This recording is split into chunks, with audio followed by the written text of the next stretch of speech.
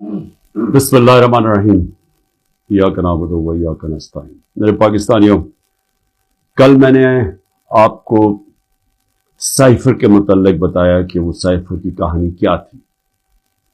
میں نے کل بھی اپنی قوم کے سامنے یہ رکھا کہ یہ بجائے ایف آئی اے اس کی انکوائری کرے، اس کی سپریم کورٹ کے چیف جسٹس کو اپنے نیچے ایک پینل بنانا چاہیے اور تب انکوائری کرنی چاہیے۔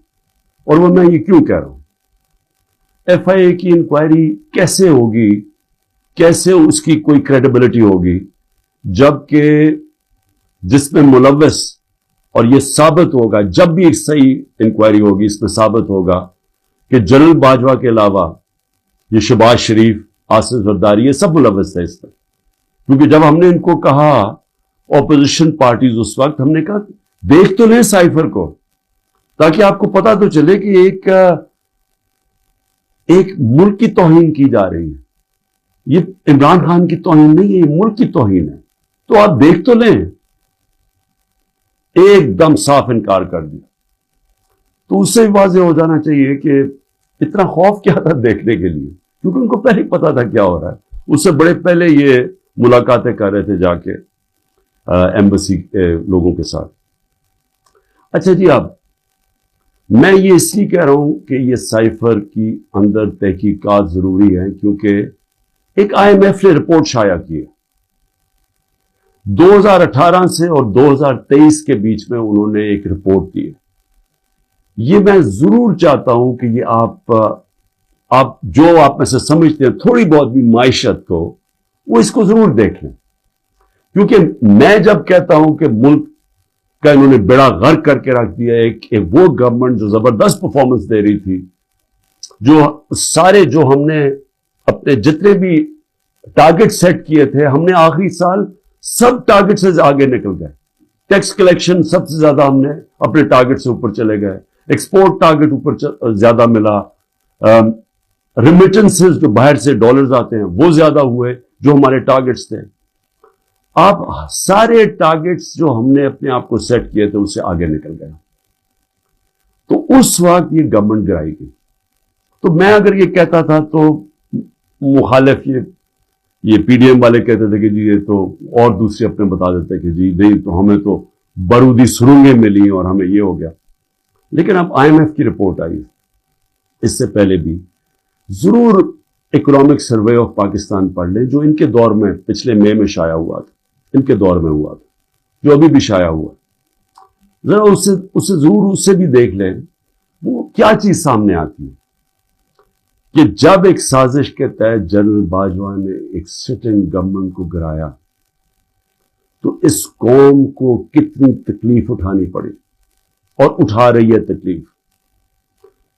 اس میں آئی ایم ایف کی رپورٹ میں یہ واضح ہو جاتا ہے کہ جو ہمیں حکومت ملی تھی 2018 میں، ایک بینکرپٹ حکومت ملی تھی، سب سے بڑا کرنٹ اکاؤنٹ ڈیفیسٹ تھا، جسے کہتے ہیں بیرونی خسارہ سب سے زیادہ تھا 2018 میں۔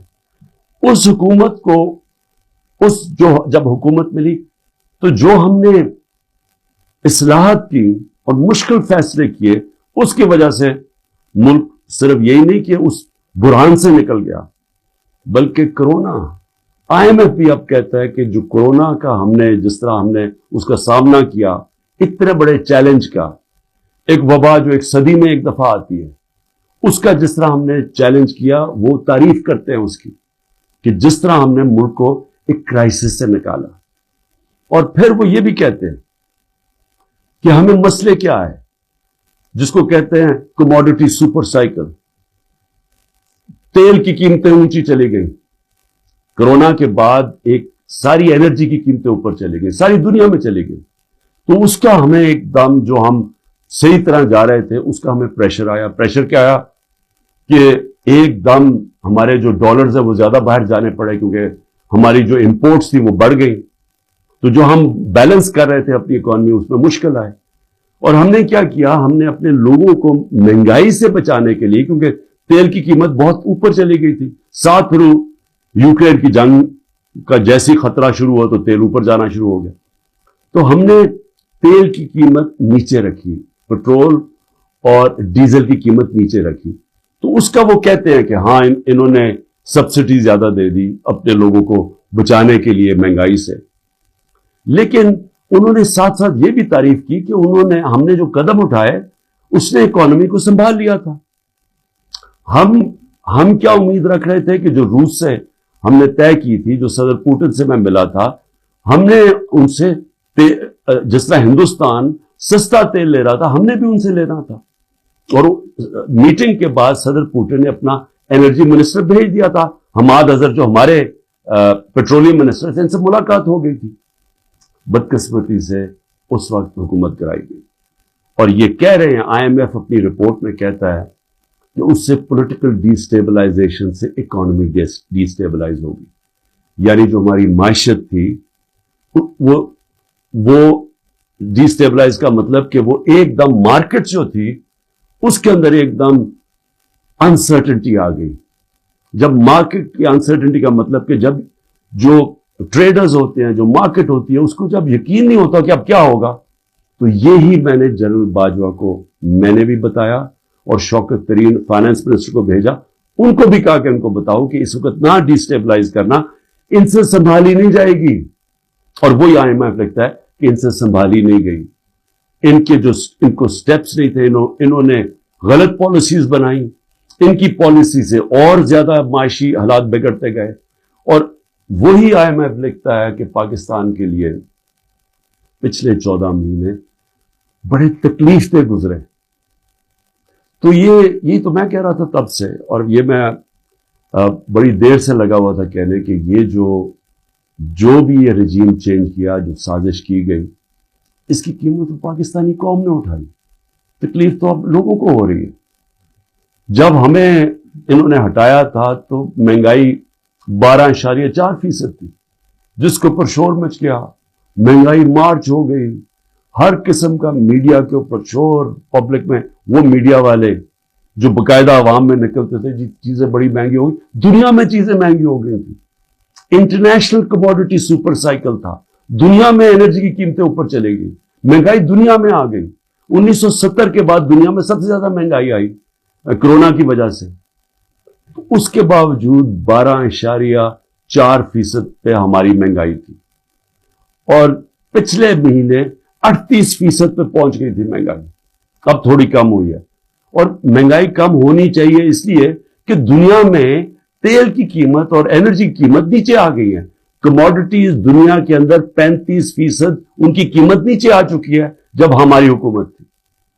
تو سوال اب یہ ہے کہ کیا کوئی ایسی انکوائری ہوگی اس ملک میں کہ یہ سائفر کا جو ایک سائفر کے ارد گرد جو سازش تھی، پتا تو چلے، مجھے تو پتا ہے کون اس میں تھے، لیکن انڈیپینڈنٹ انکوائری ہونی چاہیے، اور اس انکوائری میں پتا چلے کہ کون کون کردار تھے جنہوں نے اس قوم کے اوپر اتنا بڑا عذاب لے کے آئے ہیں، اور اب مزید آگے اس عذاب سے نکلنے کے لیے اور کتنی تکلیف اٹھانی پڑے گی اس قوم کو۔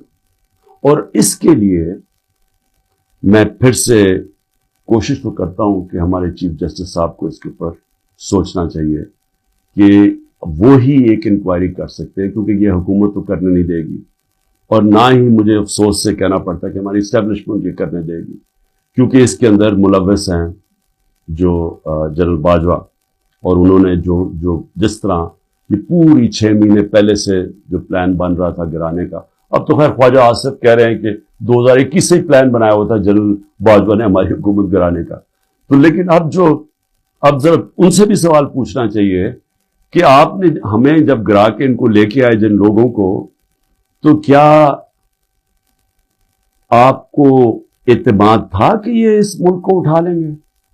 30 سال سے جو حکومت کر رہے تھے، اور ان کے دور میں کوئی مجھے سنہری دور بتا دے کہ جب انہوں نے کوئی معیشت میں بڑی ترقی کروائی ہو، کوئی مجھے پتا چل جائے کہ انہوں نے کون سا وہ کیا 99 میں جب چھوڑ کے گئے تھے نون لیگ، تو ذرا بتائیں کہ کیا وہ معیشت کے حالات آپ کو پتا تھے؟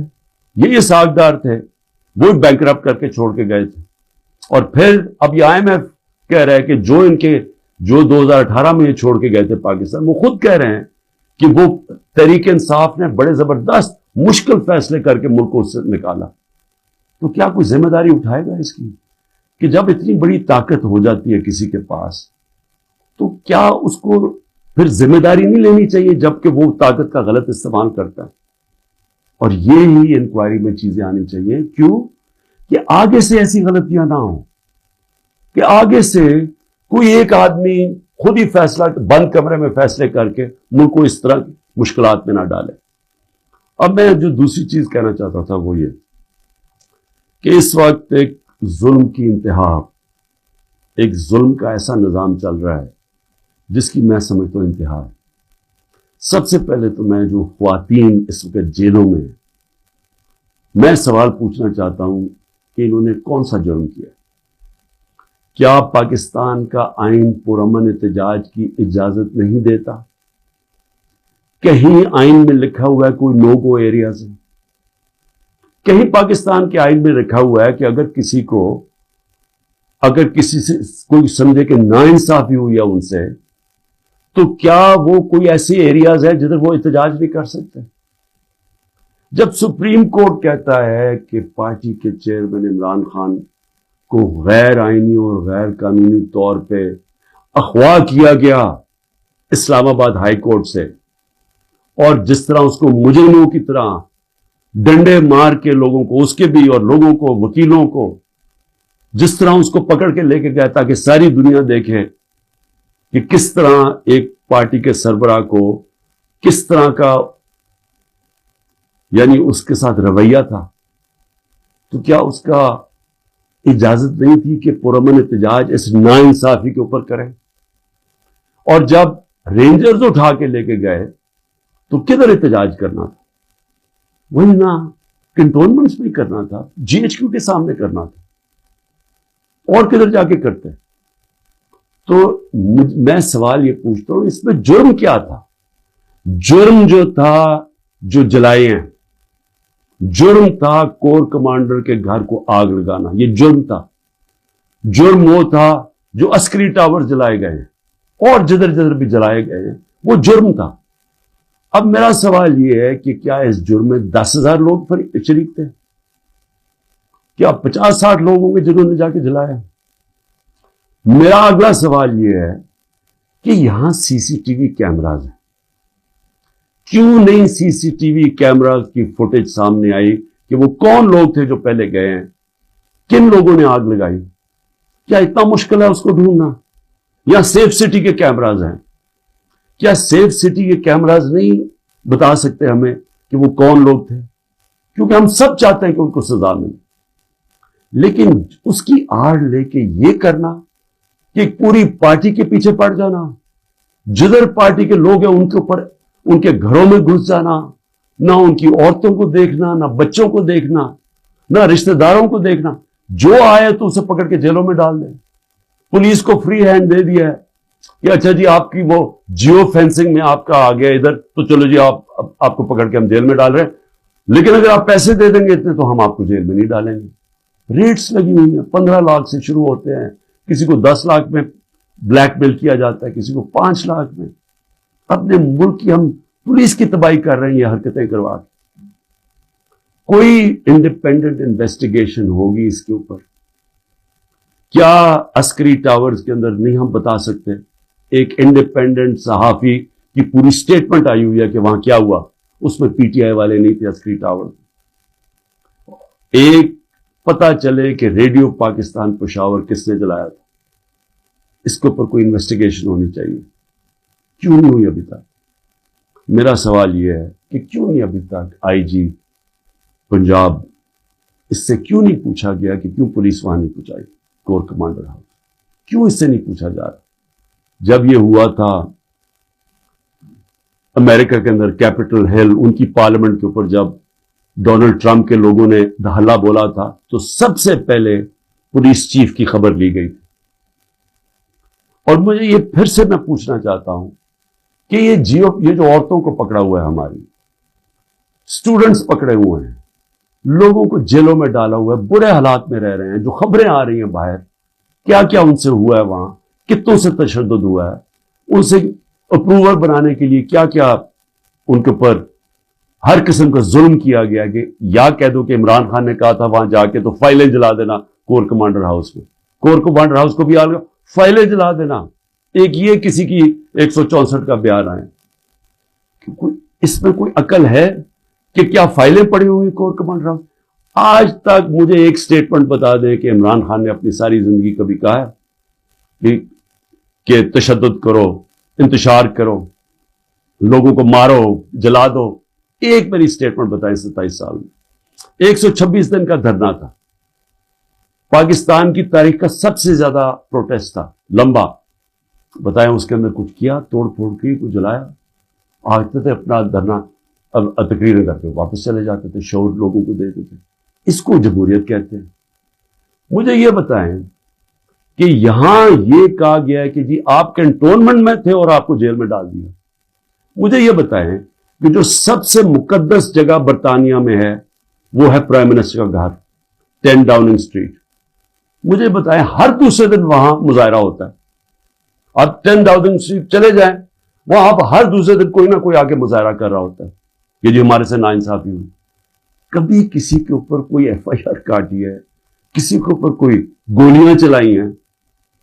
میں یہ سوال پوچھتا ہوں کہ یہاں 16 لوگ شہید کیے گئے ڈائریکٹ فائرنگ سے، 100 سے اوپر کو گولیاں لگی، 3 کی ٹانگیں کٹ گئی. میں یہ پوچھنا چاہتا ہوں کہ اور ایک پیرالائز ہے. کبھی کسی جمہوریت کے اندر اس طرح گولیاں ماری جاتی ہیں اور انکوائری بھی نہیں ہے؟ انکوائری سے پولیس ان کے گھروں میں پہنچ جاتی ہے. جن کے گولیاں لگی ہیں انہوں نے ایک جگہ ڈیڈ باڈی نہیں دے رہا کہ نہیں، جب تک پہلے آپ کہیں کہ آپ کوئی کاروائی تو نہیں کریں گے. ان سے ایشورٹی لیتے ہیں کہ آپ نے FIR نہیں کٹوانی. کیوں سیدھی FIR کٹتی ہے IGs کے اوپر؟ یہ کیسے آپ نے گولیاں چلا دی 69 لوگوں کے اوپر؟ ایک پولیس والے کو گولی نہیں لگی، ایک رینجر. مطلب کہ یہاں سے تو کسی کے پاس ہتھیار نہیں تھے، تو آپ 69 لوگوں پہ گولیاں کیسے چلا سکتے ہیں؟ اور پھر آپ کے سامنے فرانس میں ایک لڑکے کو گولی لگی، 4 دن فرانس کے سارے شہروں میں آگ لگی ہوتی ہے، 1000 بلڈنگز اور گاڑیاں جلائی جاتی ہیں، اور کھلے عام لوگ آپ کے سامنے کہ انہوں نے پولیس کو پیٹرول بم مار رہے ہیں. اس کے پولیس نے تو کوئی اور گولی نہیں چلائی، کیونکہ وہاں جمہوریت ہے، آزاد ہیں لوگ. میں یہ پوچھنا چاہتا ہوں کہ کوئی انکوائری ہوگی ان لوگوں کے اوپر جن کے اوپر گولیاں چلائی گئی ہیں، جن لوگوں کی جانیں لی گئی ہیں؟ کیا ہم کسی کو اکاؤنٹیبل رکھیں گے؟ کیا اس ملک کے اندر کوئی انصاف کا نظام ہے، یا صرف طاقتور جو مرضی کرنا چاہے جنگل کے قانون کی طرح وہ کر سکتا ہے؟ یہ کیسے ہو سکتا ہے؟ چلے عورتوں کا میں نے شروع میں بات کی، بچوں کو کیوں پکڑ لیتے ہیں؟ ڈاکٹر امجد کا ابھی اس کی مجھے کل میسج آئی، 13 سال کا بیٹا. ڈاکٹر امجد گھر تھا نہیں، 6 دفعہ اس کے گھر چھاپے پڑ چکے. اس کے 13 سال کا بیٹا اور اس کا ایک بھتیجا تھا، وہ کوئی 18 سال، ان کو اٹھا کے لے گئے. ساری رات وہ اس کے اوپر کپڑا ڈال کے 13 سال کے بچے کو پھراتے رہے. لیکن جو اسٹیبلشمنٹ کو فکر کرنے کی بات یہ ہے کہ ہر جگہ پولیس کیا کہتی ہے، جی ہم کچھ نہیں کر سکتے، ہم مجبور ہیں، اوپر سے پیغام آئے ہیں. یہ جو ہم ظلم کر رہے ہیں یہ ہم نہیں کرنا چاہتے، یہ ہمیں پیچھے سے پیغام آئے. یہ ہر جگہ سے یہ خبر آتی ہے کہ جی ہم تو چھوڑنا چاہتے ہیں لیکن کیا کریں جی، وہ اوپر سے پریشر ڈال رہے ہیں، سارا ڈال رہے ہیں اسٹیبلشمنٹ کے اوپر، ساری نفرت اس کے خلاف کر رہے ہیں. یہ تو کوئی دشمنوں کی ضرورت نہیں ہے. یہ جو سارا ظلم کیا جا رہا ہے یہ اب پولیس اپنے اوپر سے اتار رہی ہے. یہ جو گھروں پہ بھی جاتے جی ہمیں آرڈر ہے کہ گھر توڑ دو، لوٹتے ہیں گھر کہ جن کو سبق سکھاؤ. بچوں کو پکڑنا، عورتوں کو پکڑنا. اور یہ حال ہے کہ زمان پاک میں اب یہ حال ہے. ذرا میں آخری بات کر رہا ہوں. زمان پاک میں کیا ہوتا ہے، یا ایک نائی آتا ہے ہر تھوڑی دیر کے بعد، گارڈز بھی ہیں یا کام کرنے والے، وہ ایک دفعہ آتا ہے ان سب کے بال کاٹ دیتا ہے. وہ 3-3.5 گھنٹے کے لیے 4 گھنٹے تک وہ بیٹھ کے بال کاٹ دیتے. وہ نائی نہ آئے یہاں، سارے پوچھیں کدھر چلا گیا وہ نائی. اس کو جب بھیجا آدمی کہ جی پتا تو چلا تم آئے کیوں رہے، اس نے ہاتھ ایسے پکڑ لیا. کہتے جی میرے پولیس پہنچ گئی اور پولیس نے کہا کہ تم 3.5 گھنٹے زمان پاک میں کیا کر رہے تھے؟ اس نے ہاتھ چھوڑ لیا کہ جی میں نہیں آ سکتا. تو یعنی یہ حالات ہے کہ زبان پاک میں آنا جرم ہو گیا. ایک یہ کدھر پہنچ گئے ہم؟ یہ ایک پولیٹیکل پارٹی ہے. عمران خان ایک پولیٹیشین ہے, ایک غدار نہیں ہے. اس کا جینا مرنا اس ملک میں ہے.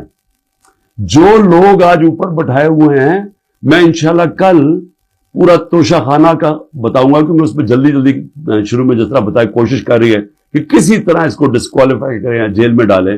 یہ سائفر آ گیا, توشہ خانہ آ گیا, یہ باقی سارے جو 180 کیسز ہیں. لیکن وہ جو لوگ اوپر بٹھائے ہوئے ہیں, کوئی دیکھا ہے ان لوگوں کا کون ہے وہ؟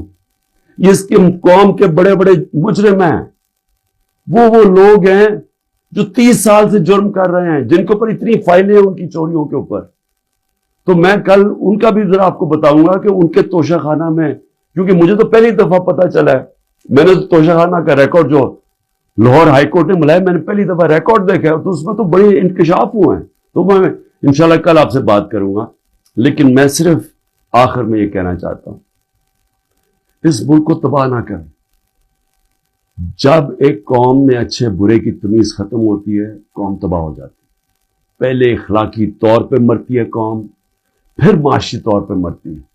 سارے جو دنیا کی بڑی بڑی ریاستیں تھیں, رومن ایمپائر, مسلمانوں کا مغل ایمپائر, یہ جو عثمانیہ سلطنت, یہ ساری ختم ہونے سے پہلے ان کے اندر اخلاقی طور پہ یہ قومیں مری تھی. اس کے بعد یہ ختم ہوئے تھے, ملک ٹوٹے تھے. دیکھیں, لوگوں سے زبردستی بیان لینا, 164 کا بیان لے کے ان کو رکھ کے ان کو بلیک میل کرنا, ان کے بچوں سے بلیک میل کرنا, فائلوں سے بلیک میل کرنا, یہ ہم جھوٹ کو سچ کراتے کراتے ہم کیا دیکھ رہے ہیں کہ یہ ملک کو کتنا بڑا نقصان ہو رہا ہے. اور مجھے صرف یہ فکر پڑی ہوئی, سب چیز کے لیے میں تیار ہوں. میں بار بار, مجھے پتا ہے کہ انہوں نے پوری کوشش کرنی ہے کہ کیئر ٹیکر آنے سے پہلے اس کو جیل میں ڈالیں, میں اس کے لیے تیار ہوں. لیکن کیا ملک کا ہم سوچ رہے ہیں؟ وہ نہیں سوچ رہے جن کے سارے ڈالرز باہر پڑے ہوئے ہیں. سوچ ہمیں, ہماری طرح کے لوگوں کو سوچنا چاہیے جن کا جینا مرنا پاکستان میں. پاکستان زندہ باد.